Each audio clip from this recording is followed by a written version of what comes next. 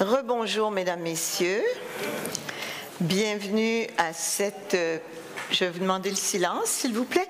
Bienvenue à cette plénière de clôture de la 17e conférence de l'OIDP 2017. Donc, je veux saluer la présence parmi nous de quelques dignitaires.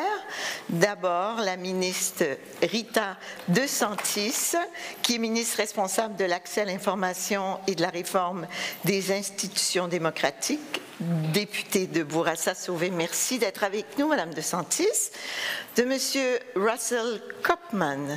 Monsieur Kopman, qui est assis devant aussi, est le maire de l'arrondissement Côte-des-Neiges Notre-Dame-de-Grâce, mais surtout le responsable au comité exécutif de l'Office de consultation publique de Montréal.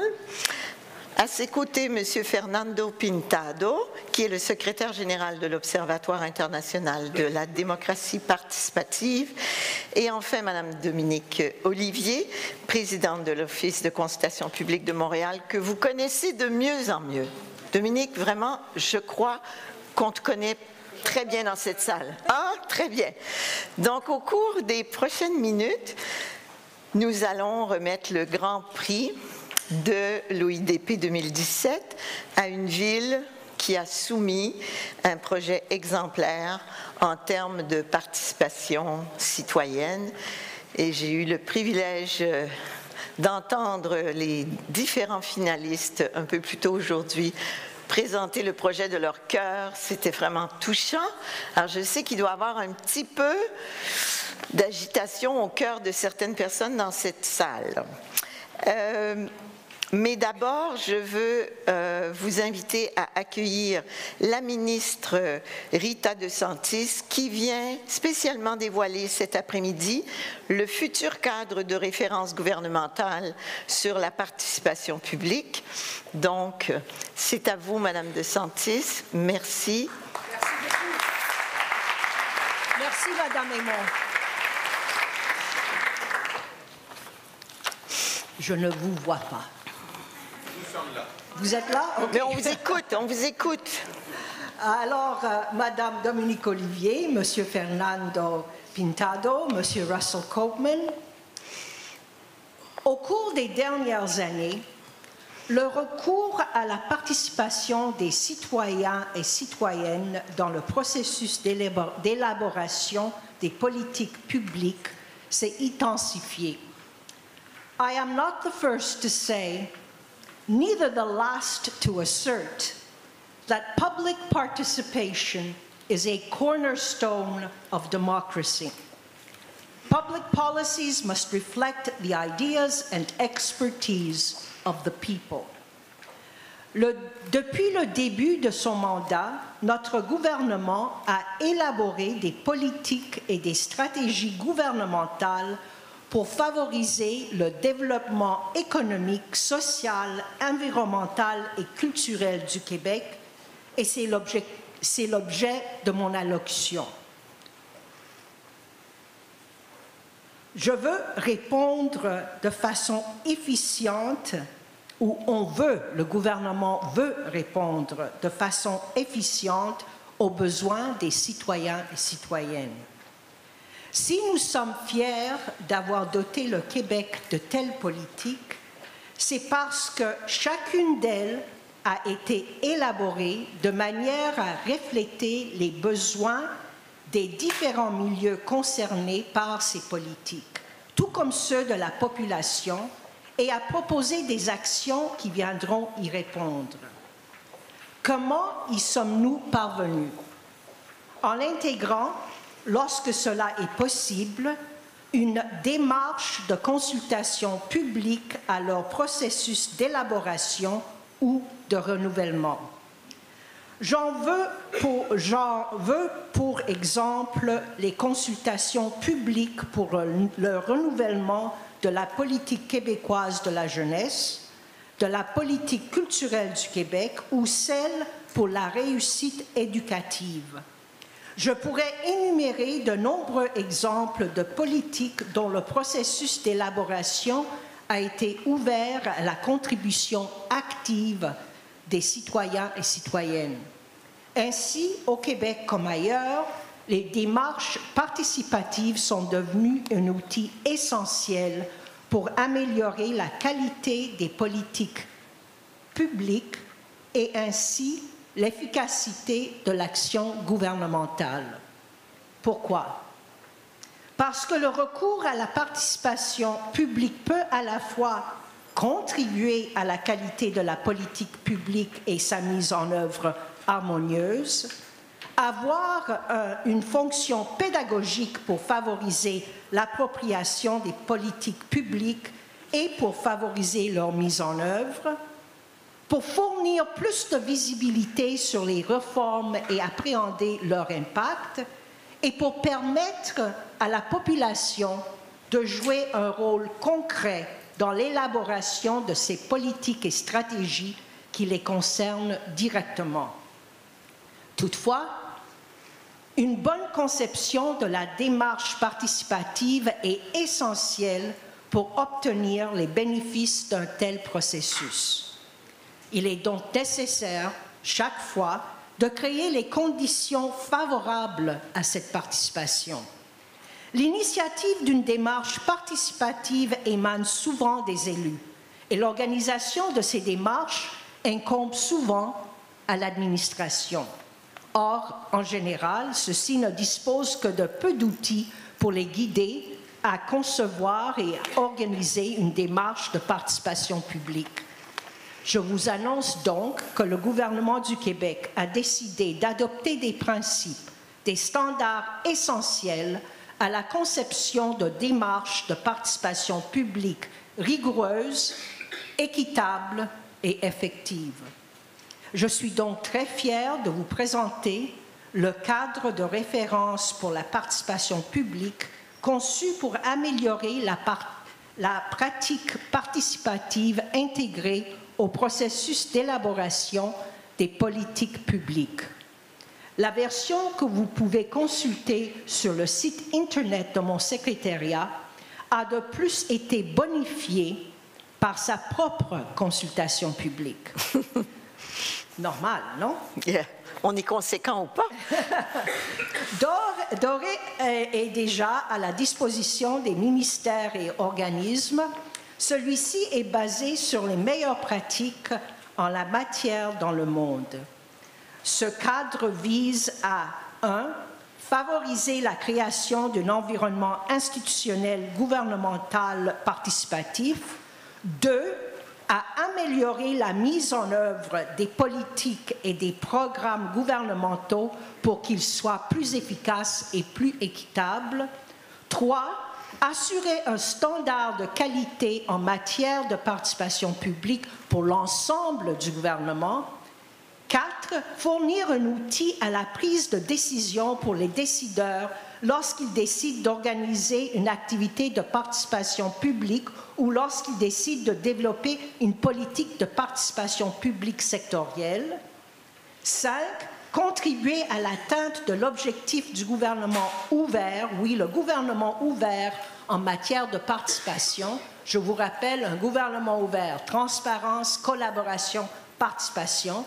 Et enfin, répondre à l'objectif gouvernemental de transparence. Ce cadre propose 7 principes directeurs et 38 critères de mise en œuvre visant à baliser la pratique de la participation publique par l'appareil gouvernemental. Quels sont ces 7 principes? Premier, l'engagement des autorités compétentes. L'engagement pour faire de la démarche de consultation une réelle occasion pour les participantes et participants d'influencer, vraiment influencer, le processus décisionnel. Deuxièmement, l'engagement maintenant des participantes et des participants à suivre les règles contribuant à une démarche de participation publique respectueuse et équitable. Les autorités compétentes, eux, doivent fournir les conditions qui favorisent des échanges constructifs. Troisièmement, un choix de mécanismes de participation publique diversifiés, adaptés et inclusifs, comprenant des ressources suffisantes tout en prévoyant des délais raisonnables. Et lors de notre consultation, c'est des conversations que j'ai eues avec certains groupes qui me disaient « Nous représentons des personnes handicapées ou on représente des personnes qui sont dans des situations socio-économiques plus vulnérables. Est-ce que vous réalisez que nous sommes aussi citoyens et que quand vous adoptez des démarches, des mécanismes de participation publique, très souvent, on est oublié. Ça m'a frappé énormément. Et c'est un message que j'ai répété et répété au Conseil des ministres et à notre propre caucus. Il faut se rappeler qu'il faut rejoindre tous les citoyens et citoyennes. Quatrièmement, une information de qualité facilement accessible aux participantes et participants dans un délai raisonnable, mais cela avant la démarche, pas pendant et après, que quelquefois aujourd'hui arrive. Cinquièmement, la promotion de la démarche auprès des participants et participantes effectuée dans, encore une fois, des délais raisonnables par des moyens susceptibles de les atteindre. On ne peut pas participer si on ne sait pas qu'on veut, être consulté. Il faut que le processus soit connu par les citoyens et citoyennes. Sixièmement, et ça pour une grande partie de personnes, c'est tout à fait nouveau, c'est la rétroaction des autorités compétentes relative à la démarche, aux participantes et participants. La rétroaction, il faut revenir. Qu'est-ce qu'on a considéré? Qu'est-ce qu'on n'a pas considéré? Pourquoi? Pourquoi pas? Il faut démontrer qu'on a été sérieux, qu'on a écouté. Et pourquoi on a accepté de plus aller d'un côté ou de l'autre? Il faut la rétroaction. Et septièmement, ça c'est le plus compliqué pour nous tous, l'évaluation. L'évaluation du processus participatif effectué par les autorités compétentes et les participants et participantes. Rappelons-nous, on n'aime pas être évalué. Personne. Mais il faut évaluer le processus pour l'améliorer. Je vous l'ai dit plus tôt, le cadre a été grandement bonifié par la contribution des participantes et participants à la consultation, dont je constate d'ailleurs avoir le président... Je recommence. Je vois très mal ici, alors excusez-moi. Je vous l'ai dit plus tôt, le cadre a été grandement bonifié par la contribution des participantes et participants à la consultation, dont je constate d'ailleurs avec plaisir la participation à cette conférence. Effectivement, du 7 novembre 2016 au 31 mars 2017, soit pour une période d'environ 4 mois, il était possible de commenter le cadre sur la plateforme Objectifs numériques créée par le ministère de l'Économie, de la Science et de l'Innovation dans le cadre de l'élaboration de la stratégie numérique. Pendant ce même temps, plusieurs mémoires écrits par différents organismes et experts ont aussi été reçus au secrétariat à l'accès à l'information et à la réforme des institutions démocratiques. Les mémoires de mon équipe, les membres de mon équipe et moi-même avons ensuite rencontré la plupart pour échanger sur leurs mémoires et recueillir leurs commentaires. On a préparé un rapport synthèse qui fait état de toutes leurs propositions, à part la suite on a fait cela pour respecter l'avant-dernier principe du cadre, c'est-à-dire la rétroaction. La rétroaction leur a été communiquée quelques jours avant aujourd'hui étant le jour du lancement officiel du cadre. Ainsi, les participants ont pu apprécier la façon dont leurs commentaires nous ont aidés à mieux cerner des enjeux cruciaux et donc de contribuer à la bonification du cadre que nous vous présentons aujourd'hui.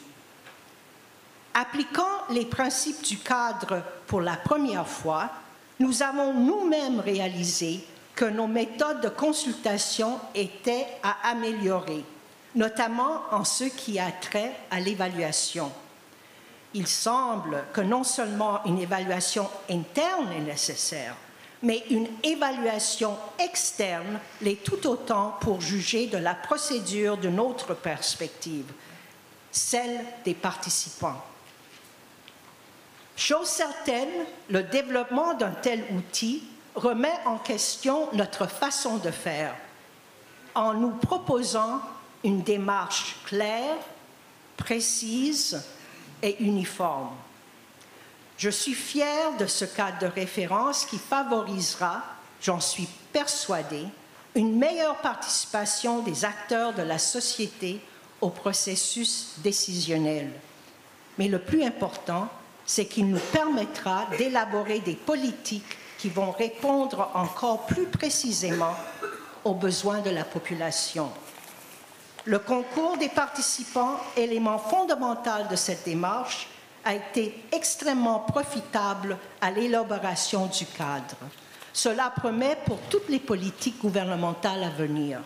Je tiens à remercier les personnes qui ont pris le temps de contribuer à ce document, apportant ainsi à sa qualité et à son efficacité. Certains sont présents ici cet après-midi et j'aimerais les saluer. Marc Janotte de votepour.ca, Camille Desforges de la Confédération des organismes de personnes handicapées du Québec, Stéphane Dubé de l'Institut Nouveau Monde, Jean-Pierre Rouchon du regroupement des ressources alternatives en santé mentale du Québec, Pascal Navarro du groupe Femmes, Politique et Démocratie, Amélie Côté et Caroline Aubray de la Citoyenneté Jeunesse. Le succès de cette démarche nous prouve que le processus de consultation publique sont décidément la formule gagnante pour une action gouvernementale assurant le bien-être de la population. Merci aussi au secrétariat à l'accès à l'information et à la réforme des institutions démocratiques, ainsi qu'à l'ensemble des ministères et secrétariats ayant contribué à l'élaboration du cadre de référence. J'ai l'audace de croire que cet outil deviendra un essentiel et particulièrement recherché des ministères et organismes publics. Merci de votre attention. Continuez de vous impliquer, de prendre part au changement, car votre voix, notre voix, c'est très, très important. Merci. Merci beaucoup, Madame la ministre. Alors, Madame la ministre va nous quitter pour quelques minutes, mais je vais en profiter pour demander maintenant à Monsieur Russell Kopman, donc membre du comité exécutif de la Ville de Montréal et responsable de l'OCPM, de nous dire quelques mots en relation avec cette conférence. Monsieur Kopman.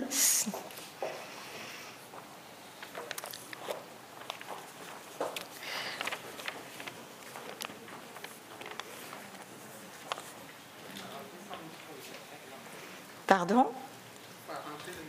Oui, parce que voici... Maxime, est-ce que c'est possible d'ajuster le micro? Je suis habitué. Hein, alors, Vous êtes habitué à être grand, Monsieur Kopman, c'est ça? Et à ajuster le micro. Oh, d'accord. J'ai à peu près un seul devoir, c'est une obligation de me faire entendre minimalement.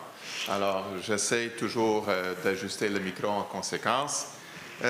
Madame DeSantis, je comprends, elle était obligée de quitter la salle quelques minutes. Vous êtes moins chanceux. Monsieur Pintado, secrétaire général de l'Observatoire international de la démocratie participative, Madame Olivier, présidente de l'OCPM, chers conférenciers et participants, messieurs et mesdames les maires et les élus, good afternoon, buenas tardes, boa tarde. Oh, oh, oh, oh.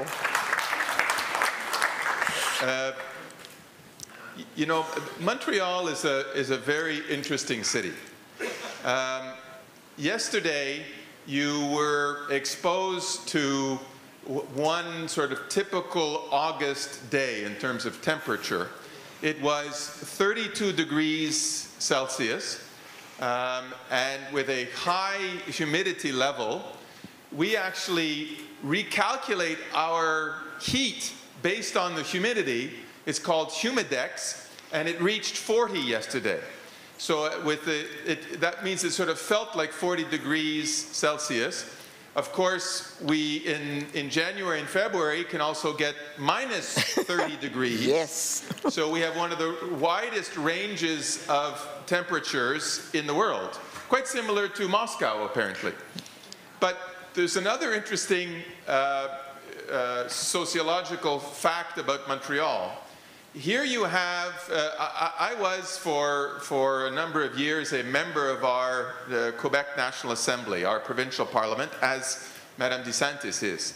And just about 10 years ago, I was asked by l'Assemblée nationale du Québec to do an election observation mission in West Africa as part of l'Association internationale des parlementaires francophones. So here you have, only the moderator's laughing, but it will sink in eventually that you had an English-speaking member of Quebec's National Assembly representing l'Association internationale des parlementaires francophones dans une mission d'observation électorale dans un pays lusophone. Oui, absolument. Dans l'Afrique de l'Ouest. Alors, il envoie l'anglo, les Franco envoient l'anglo pour aller parler avec les gens en portugais. Il a fallu le faire, hein? C'était une visite mémorable. Mais vous avez amené votre suite ou quelque chose pour vous aider. Oui, très peu par ailleurs. Mais je retiens un peu de portugais, mais je ne le répéterai pas. C'était surtout comment commander la bière, hein, à la fin de la journée. Au terme de cette 17e conférence internationale de l'Observatoire international de la démocratie participative, placée sous le signe de la participation sans exclusion, et dont l'organisation a été confiée à l'Office de consultation publique de Montréal, c'est avec plaisir que je prends la parole à titre du membre du comité exécutif de la Ville de Montréal, responsable de l'OCPM, pour vous présenter toutes nos chaleureuses félicitations. Cette conférence a connu une participation impressionnante. Aux 80 conférenciers ainsi qu'aux participants venus des 4 coins du monde. On me dit qu'il y avait 35 pays représentés. Permettez-moi de vous remercier pour votre engagement, votre implication, votre assiduité, ainsi que pour la qualité de vos contributions. Je sais que le temps investi dans cette expérience portera des fruits. À tous les élus et responsables d'organisations qui, malgré leurs multiples responsabilités, se sont joints à la discussion, un merci tout particulier. J'ai ralenti un peu la cadence pour permettre à nos traducteurs, hein, parce que je me suis rendu compte que j'ai tendance à parler vite. Alors, on va ralentir un tout petit peu pour assurer la traduction pour tout le monde. Cette conférence a été un véritable succès à tout point de vue. Mobiliser tant de monde, les élus, les professionnels, les chercheurs, les membres de la société civile, les responsables d'institutions, les praticiens et théoriciens, les citoyens, et j'en passe, pendant 4 jours, n'était pas si évident que ça. C'est que le thème du congrès est d'actualité. La qualité du programme a été également un facteur déterminant. Cette réussite, nous la devons en particulier à l'OCPM et à l'équipe de Mme Olivier, dont tout le personnel a contribué. Allez-y.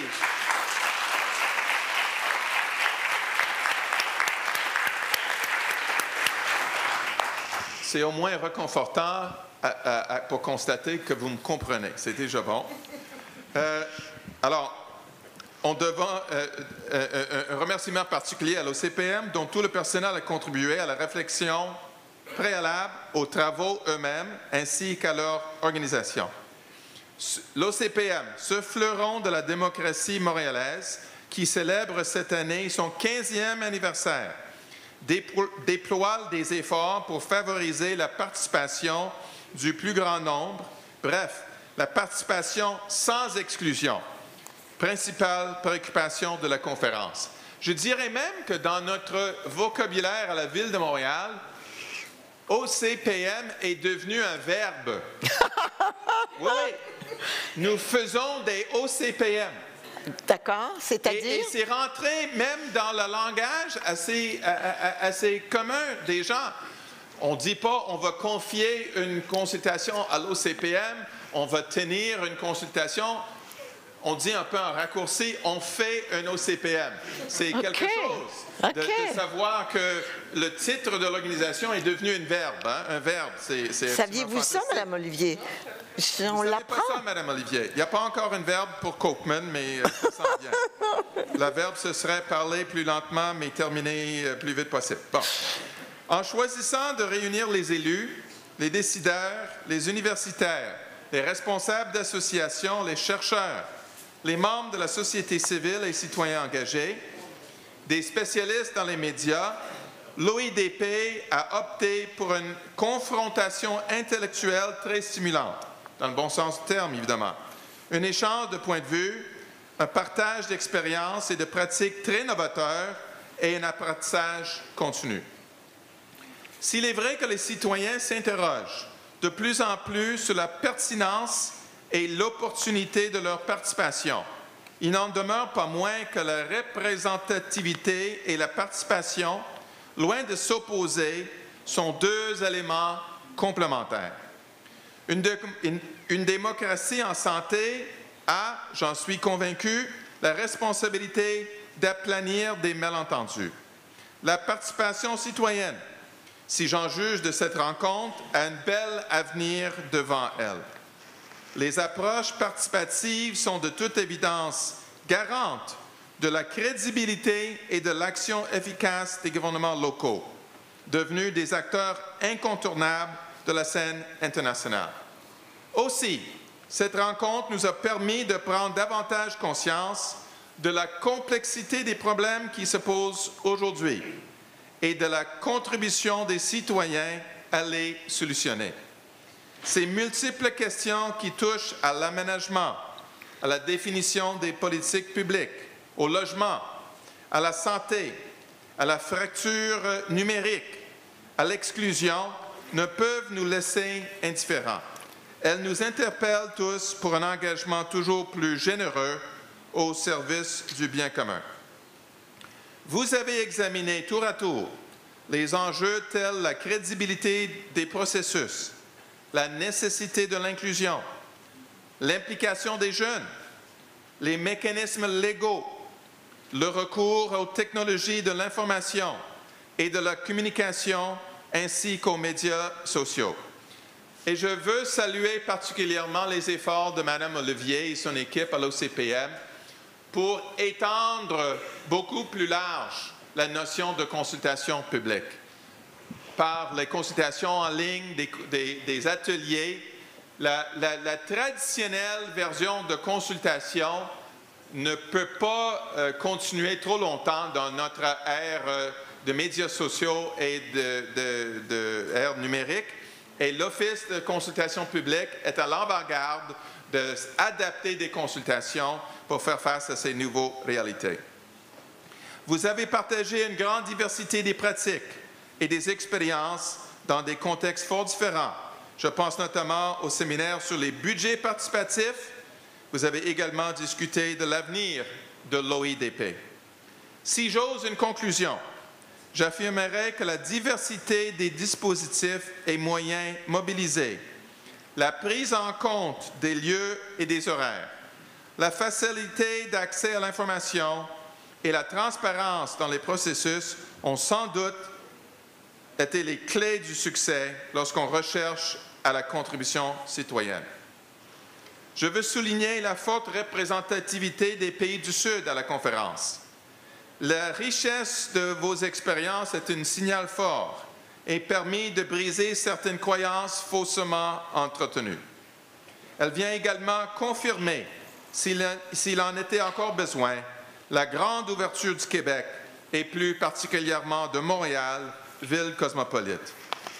Le maire Denis Coderre l'a déjà affirmé lors de la cérémonie d'ouverture, et je cite, « À Montréal, nous construisons des ponts et non des murs. »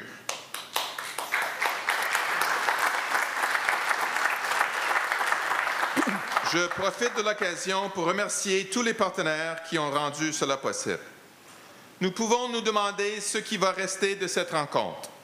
Elle vous a permis de mener une réflexion plus générale qui permet maintenant non seulement d'affiner les dispositifs et processus existants, mais aussi de mettre au point les nouveaux outils, les pratiques, les expériences. Un mouche sur le nez, c'est assez particulier. Hein? C'est un signe d'été, M. Kopman. Ça doit être ça, un signe oui. d'été. C'est la première fois que ça m'arrive en vie publique, en 18 ans, de prononcer un discours et avoir une mouche qui atterrit sur le nez. Bref, c'est vraiment une journée des premiers. Hein? Bon. Ouais. Ah. Je suis quelque peu débalancé, hein? Vous avez remarqué? Oui, mais bon. Vous pouvez reprendre votre phrase. Oui. Elle vous a permis de mener... C'est pas facile, là. Quand une mouche atterrit sur le nez, là, de continuer un discours sérieux.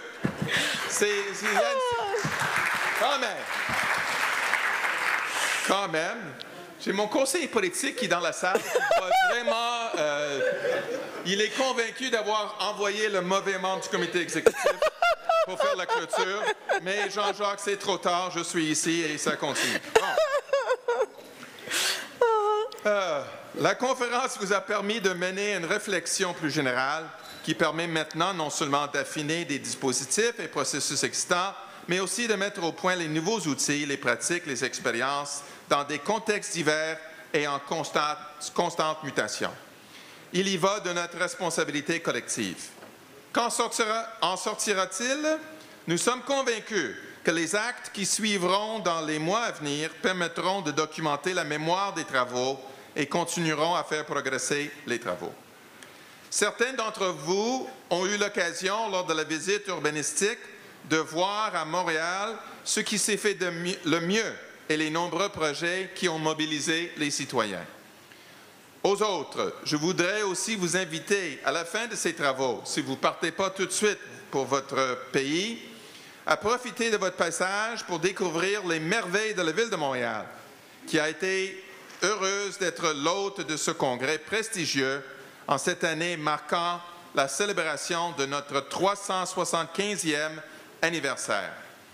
À tous les conférenciers, nous disons un grand merci, un bon courage pour continuer le travail d'éducation, de mobilisation, de coaching au sein de leur milieu, collectivités, organisations et institutions respectives, afin que la participation citoyenne au processus non seulement s'étende à toutes les couches sociales, mais aussi se renforce et influence véritablement les politiques publiques. Bravo à l'OCPM, bravo à notre métropole, longue vie à l'OIDP. Je vous remercie. Gracias. Merci beaucoup, M. Kopman. Alors, qui ne croit pas que parfois, un fond de stand-up comique permet de se tirer d'affaire avec élégance? M. Kopman, vous raconterez ça à vos enfants et à vos petits-enfants. Je veux un peu poursuivre dans la lignée de ce que M. Kopman vient de dire et au nom des organisateurs et des organisatrices de cette conférence qui s'achève, vous dire notre reconnaissance envers toutes les personnes de talent qui ont contribué au succès de cet événement. Vous dire aussi combien nous apprécions la générosité que vous avez manifesté à partager autant de votre expérience et de votre expertise et combien ça a enrichi toute la collectivité de cette conférence. Il y avait tant d'activités, vous le savez, je vous l'ai dit dès le premier jour, personne n'a pu tout voir, tout entendre. Et après ou le lendemain, on entendait toujours parler de quelqu'un qui nous racontait que c'était tellement bon à telle place. Ah là, franchement, il s'était passé quelque chose. Mais on n'a pas le don d'ubiquité. Cependant, il y a un album souvenir et plusieurs éléments sur lesquels vous allez pouvoir compter pour vous rappeler votre passage à Montréal et à cette conférence. Alors, prenez le temps de voir ou de revoir quelques-uns des meilleurs moments qui sont apparus sur nos médias sociaux. Vous pouvez les regarder toutes sur le site de la conférence. Alors, quelques-uns, donc on voit un certain nombre de choses. Vous pouvez aussi aller voir les entrevues sur le site à Studio OIDP. Éventuellement, on voit le site de la conférence. C'est quand même cute, hein? Et vous allez pouvoir revoir aussi les grandes entrevues, les grandes conférences, celle avec John Paul Murdoch, que vous avez tant apprécié, l'entrevue avec M. Alexandre Jardin, qui a été bien suivie hier. Il y a aussi un album photo qui va être vraiment cute, je suis sûre, sur le compte Flickr de l'OCPM. Il est possible... Donc, ce sont les grandes entrevues. Il est possible de télécharger les photos en haute définition, mais nous vous demandons seulement de citer le crédit du photographe. Et j'aimerais que vous applaudissiez sincèrement Fred Touga, qui a fait un job extraordinaire. Bravo, Fred. Bravo, merci.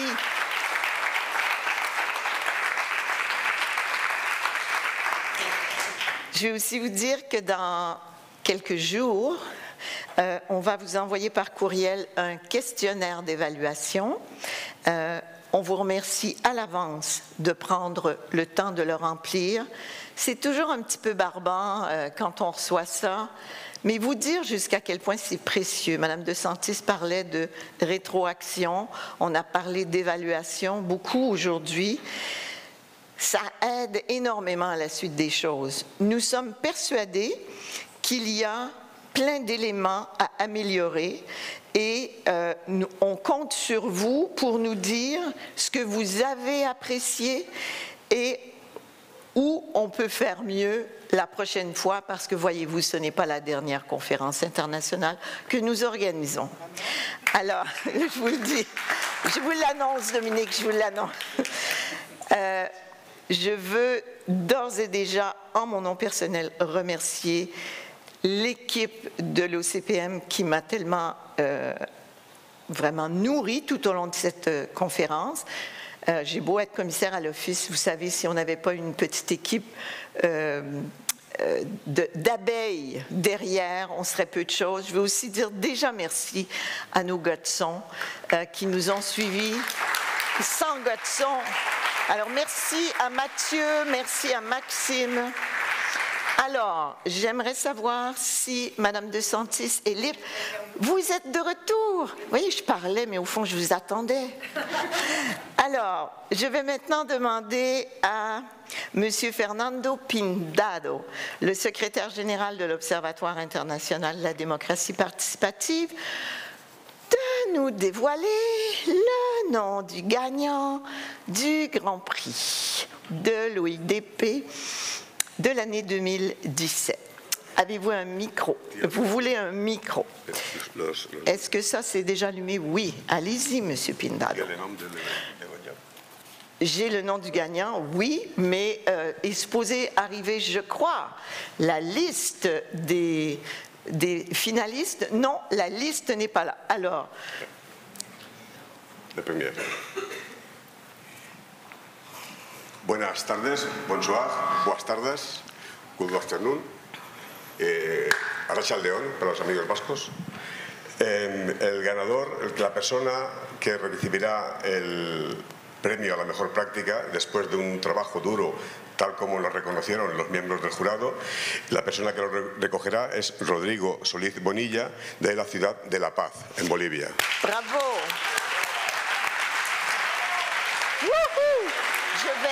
Bravo, La Paz, bravo. Je vais inviter, oui, vous y allez, allez-y. Alors, Madame de Santis, Monsieur Kopman, et où est Monsieur Bonilla? Oh, bonjour, félicitations. Je suis très contente. C'était une très belle présentation. Alors, voici notre homme heureux. Je vous présente la ministre, Madame de Santis, Monsieur Kopman, et vous avez ici aussi un... Alors, on peut faire déjà la photo, Fred? Qu'est-ce que cet homme cherche? Il veut lire son prix. Oui, très bien. Alors, nous allons donner tout de suite après l'occasion à M. Rodrigo Solís Bonilla de nous faire un court discours de joie, j'imagine. Il y a des sourires ici.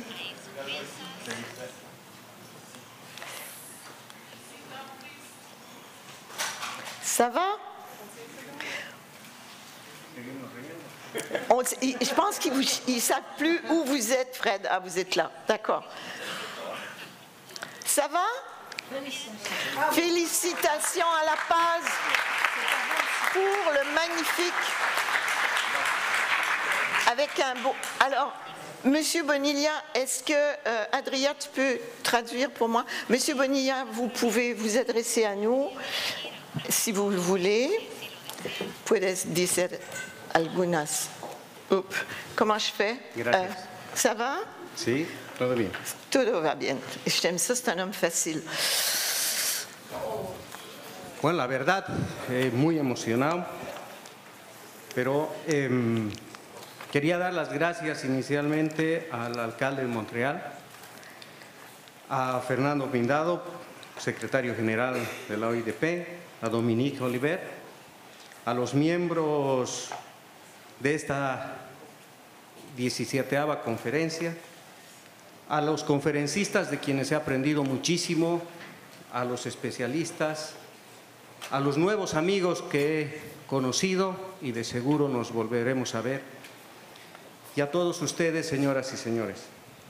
Antes que nada, agradecer nuevamente a este pueblo de Montreal, quien me ha brindado mucho cariño. Quiero felicitar a los organizadores por ese desprendimiento, por esa logística de esta 17ª conferencia. He experimentado muchísimas cosas. Uno, la solidaridad de la gente, el darse para el demás en cuanto a transmitir los conocimientos y muchísimo, muchísimo la experiencia de cada uno de ustedes. Quiero manifestar mi más profundo reconocimiento por este premio que nos da la OIDP, porque estoy seguro de que cuando llegue a La Paz, las más de las 21 familias que han sido beneficiadas con el programa de Barrios y Verdad van a estar totalmente felices conmigo. No hubiera sido posible este logro que hoy lo tengo en las manos sin la contribución de aquellos niños que a partir de que nació el programa de Barrios y Comunidades Verdad tienen alcantarillado, tienen un baño. Aquellos abuelitos que no tenían dónde pasar la tarde, pues ahora ya tienen una casa comunal donde no solamente pueden pasar el tiempo, sino también fisioterapia. A esas madres que día a día no tenían con qué mantener a los hijos y el sustento, que ahora les hemos brindado una razón económica en cada uno de sus barrios. Son artesanos, algunos de tejido, algunos de cerámica, Pero por eso estoy feliz, porque no hubiera sido posible lograr eso. Y por eso me he traído una moneda de mi país, que en una parte dice, la unión hace la fuerza. No hubiera sido posible con todos estos sectores haber logrado este premio. Sí, me resulta a veces difícil expresarme, pero estoy seguro que con el orgullo que tengo ahora, todo mi equipo de trabajo, que no solamente le ha brindado esfuerzo, tiempo, pero sobre todo lo que ha dado este equipo, y que sé que me acompaña un amigo de La Paz, que ese mismo orgullo que hoy lo tengo, el amor que ha desprendido este equipo hacia la gente, ese es el verdadero reconocimiento. Transmitiré a mi alcalde todo lo aprendido en estas jornadas. Estoy seguro que muchas cosas hay que implementar, muchas cosas hay que mejorar, pero sobre todo me voy feliz porque también hemos conseguido grandes aliados en todo el mundo. Todos los participantes, porque el objetivo general es vivir con dignidad en comunidad, como lo hemos llamado. Y ese objetivo en cualquier parte del mundo es tan necesario de que podamos cooperarnos, de que podamos abrazar y unir nuestros lazos por el beneficio de nuestra gente. Antes de terminar, yo quiero invitarlos a visitar a nuestra ciudad de La Paz. La Paz, Bolivia, es una de las 7 ciudades maravilla del mundo. Se han elegido entre más o menos 1.200 ciudades. Esto por su topografía, por su comida,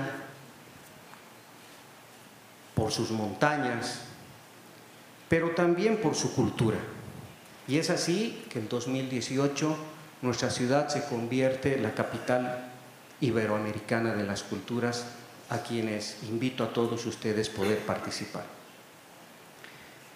Nos brindamos como ciudad también a que en el camino de poder tener una 18ª conferencia que es en Barcelona, nos brindamos como ciudad para brindar algunos espacios previos a esta conferencia y poder así hacer cursos preparatorios y, cómo no, brindarles el pleno apoyo de lo que hemos hecho en La Paz con programa de barrios y comunidades de verdad.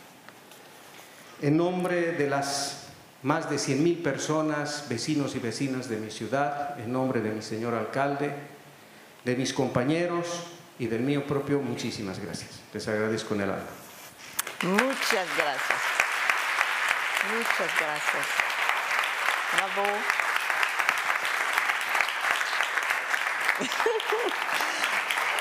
Alors, c'est un homme heureux. Moi, j'avais été touchée dans sa présentation sur chacune des dias qu'il présentait, il y avait le slogan décrit « Para vivir en dignidad ».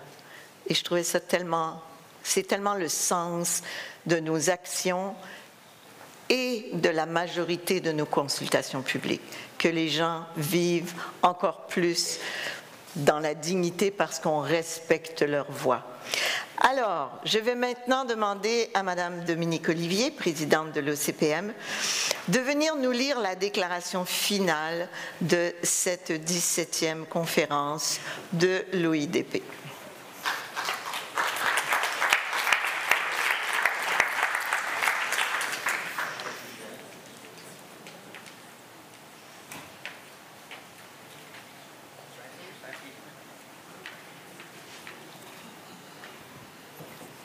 Alors, nous y arrivons presque, hein, à la fin. On a eu 4 jours de marathon où on a eu des travaux vraiment intéressants et des échanges plus que constructifs. Et je vois encore que jusqu'à la dernière minute, vous êtes encore là nombreux pour qu'on puisse terminer cette conférence avec... je dirais, comme a dit Ariane tout à l'heure, hein, dignement et dans la joie et dans la vie. Alors, la déclaration de la 17e conférence de l'Observatoire international de la démocratie participative a donc été rédigé par un comité et se lit comme suit. La 17e conférence de l'OIDP s'est tenue à Montréal du 16 au 19 juin 2017. Elle a réuni plusieurs centaines de participants provenant de plus de 35 pays et d'horizons divers, les autorités locales, les centres de recherche universitaires et la société civile. On y trouvait donc à la fois des praticiens de la démocratie participative, tant au niveau des structures municipales que du monde associatif et des institutions qui se penchent sur ces pratiques. Cela a fait de la conférence un lieu d'échange particulièrement riche. C'est autour de la question de la participation sans exclusion que les participants ont axé leurs travaux. Les participants à la conférence soutiennent les engagements pris par la communauté internationale à travers les divers agendas internationaux, dont les objectifs de développement durable et le nouveau programme pour les villes et établissements humains, à promouvoir l'instauration de mécanismes institutionnels, politiques, juridiques et financiers en vue de mettre en place des plateformes inclusives qui permettent la participation effective de tous aux mécanismes de prise de décision, de planification et de suivi, ainsi qu'une participation citoyenne renforcée. Les participants à la conférence reconnaissent que dans plusieurs régions du monde, la participation citoyenne à la vie démocratique n'est pas acquise. Souvent, c'est au niveau local que le dégel se fait et que prennent forme les premiers mécanismes qui vont dans le sens de la démocratie participative. Le niveau local se prête bien à la participation, les citoyens se sentant particulièrement interpellés par les gestes des autorités locales collés à leur quotidien.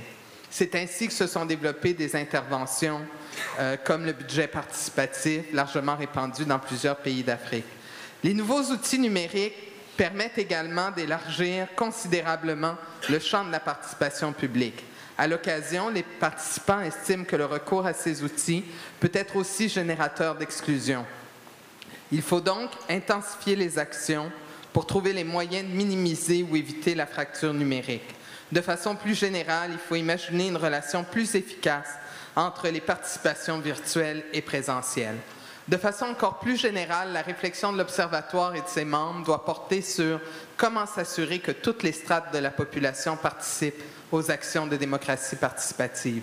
Comment s'assurer de la participation des groupes minorisés, des citoyens moins scolarisés ou ayant un faible accès à l'information. Ces exclusions ne sont jamais voulues, mais il faut s'interroger sur la sous-représentation de certains groupes dans les processus de démocratie participative. Comment favoriser une plus grande participation en présentiel? Quels moyens prendre pour s'assurer que les familles, les jeunes, les migrants, les aînés participent? Comment renforcer les ressources des gouvernements locaux pour leur permettre de prendre en charge les droits économiques, sociaux et culturels de populations souvent exclues de la définition des agendas de développement? Plusieurs modèles et outils ont été présentés lors de la conférence à Montréal. Les travaux de la conférence se concluent sur les constats suivants. 1. Les territoires sont par essence les espaces indiqués pour l'opérationnalisation des agendas de développement et les gouvernements locaux sont un acteur politique incontournable dans la résolution de nombreux défis auxquels est confronté notre monde. En effet, en prise directe avec les citoyens, ils ont une connaissance immédiate de l'impact sur les populations des grands enjeux mondiaux, qu'ils soient sociaux, économiques ou environnementaux. 2. Les processus et les pratiques de démocratie participative sont essentiels pour impliquer les populations dans leur développement et pour combattre le négativisme et le cynisme qui ont trop souvent cours dans nos sociétés. La démocratie participative permet la mobilisation du plus grand nombre dans l'émergence de sociétés plus inclusives, justes et équitables. 3. La lutte à l'exclusion doit être réaffirmée et se poursuivre avec diligence afin que nos villes et villages puissent bénéficier de l'apport de larges pans de la population qui sont sous-représentés dans le débat public. 4. Toutes les parties prenantes doivent intensifier leur collaboration, tant à l'échelle locale, nationale qu'internationale, afin de faciliter l'inclusion de tous les secteurs de la population, souvent plus fragiles ou vulnérables, qui ne sont pas suffisamment impliqués dans la définition et la mise en œuvre des agendas de développement de leur milieu de vie. 5. Le recours à des nouvelles technologies doit s'intensifier afin d'accroître le nombre de citoyens et citoyennes qui participent aux différents mécanismes de démocratie participative. Ces outils se développent à grande vitesse et sont très précieux. Cependant, les participants à la conférence attirent l'attention sur le fait que tous doivent garder en tête que l'accès est inégal et que des groupes de citoyens sont en danger d'être exclus de cette révolution dans la façon dont s'incarne la démocratie participative. La fracture numérique doit être réduite, tous doivent s'y engager. Et nous le signons, les participants à Montréal, ce 19 juin 2017. Merci. Alors, pour tous ceux qui le souhaitent, on aura des copies en français, en anglais, en portugais, en espagnol. We'll have copies in French, English, Portuguese, and Spanish at our farewell cocktail in a few minutes. Merci beaucoup, donc. Maintenant, on va inviter Dominique, M. Fernando Pintado, qui va nous dire qui sera l'hôte de la 18e conférence de l'OIDP l'an prochain.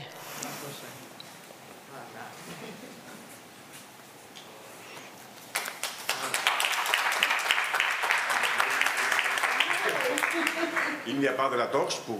La torche? Non, on a oublié la torche. Ah, un feu de Bengale, non. Dominique, muchas gracias por el trabajo. Monsieur Kopman, j'espère prononcer bien votre nom. Madame la ministra, Rita Santis. Amigos, amigas, alcaldes, concejales, trabajadores, empleados, resto de seres humanos de la plaza. Es difícil intervenir ahora, después de la aportación de Madame Olivier, de la presentación que ha hecho nuestro amigo Kopman con su mosca, que ha sido... es difícil de superar esa capacidad de improvisación y con un marco digamos, conceptual y de trabajo como el que nos ha presentado Madame la Ministra, porque ahora a mí se me acaban las palabras, y no es que yo no sea una persona que hable poco, pero creo que estas tres intervenciones que han habido, unida a la parte emocionante que nos ha brindado el amigo de la paz, el receptor del premio, creo que lo que nos coloca es en este aspecto del trabajo que tenemos que hacer, que tiene que ver con pasar a la otra parte de nuestro ser, que es la parte del corazón, la parte emocional. Trabajamos con mucho pensamiento y con mucho cerebro, pero de vez en cuando hemos de recordar que lo que nos une a todas las personas que estamos aquí y con las que queremos trabajar es nuestra humanidad. Somos seres humanos, con diferentes perfiles, con diferentes colores, con diferentes maneras de entender la vida, pero somos seres humanos con derechos como seres humanos. Y en la sociedad del siglo XXI, la sociedad humana del siglo XXI necesita la democracia para progresar. Necesita que los derechos de participación política en la construcción de aquello que necesitamos para vivir en comunidad sea un hecho y un derecho efectivo. Y para eso el trabajo que tenemos es inmenso, porque es difícil que a veces se reconozca la humanidad, algo tan elemental como la humanidad. Y creo que el trabajo que nos toca hacer desde ahora hasta la próxima conferencia es recordar que el derecho a la participación política, que el derecho a la democracia forma parte de ese derecho humano a ser sujeto activo en la vida de la comunidad. Nosotros nos hace muchísima ilusión, estamos fuertemente comprometidos y queremos utilizar este periodo de tiempo para intentar enganchar, comprometer a más ciudades, a más personas, para que la conferencia del 2018 en Barcelona sea por lo menos igual que la de Montreal y que a ser posible pueda ayudar a continuar el camino, porque este es un camino que no tiene retorno. Muchas gracias.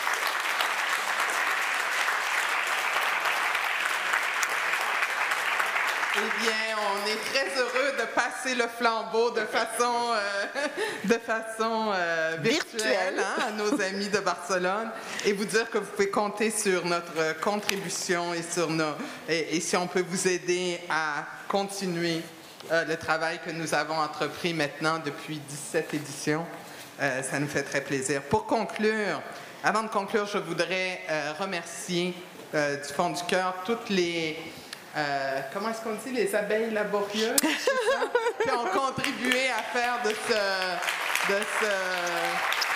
colloque un succès. Je ne peux pas tous vous les nommer. Je ne peux pas tous vous les nommer, mais il y a bien entendu l'équipe de l'OCPM, d'abord et avant tout, hein, toute l'équipe. Je pense que sans vous, on a l'air d'être plusieurs, mais je vous avoue, hein, on n'est que 8 permanents et on a l'aide d'une dizaine de collaborateurs. On a eu 40 bénévoles qui se sont joints à nous pour essayer de rendre cette journée, pas cette journée, ces journées, aussi agréable que possible. Je veux les remercier. Je veux remercier les gens de son. Ariane l'a fait, mais je veux le faire encore. Je veux remercier les grands oubliés, souvent, qui ont eu la tâche difficile, qui sont les personnes de la traduction que vous voyez en haut là. Bravo! Surtout que nous n'avons pas été disciplinés et que nous parlons très vite parfois. Merci beaucoup, merci du fond du cœur. Et voilà, et j'espère qu'on se revoit tous à Barcelone l'an prochain. Alors, merci et bon voyage et bon retour. Et moi, j'espère qu'on se voit nombreux au Vin de l'Amitié, dans le même lieu où on a l'habitude de se retrouver pour manger. Alors, ça me fera plaisir d'aller prendre un verre avec vous. Je vous invite à rendre vos écouteurs de la traduction à l'étage. Et j'invite aussi, Dominique, les finalistes au prix de l'OIDP à venir ici recevoir leurs documents souvenirs.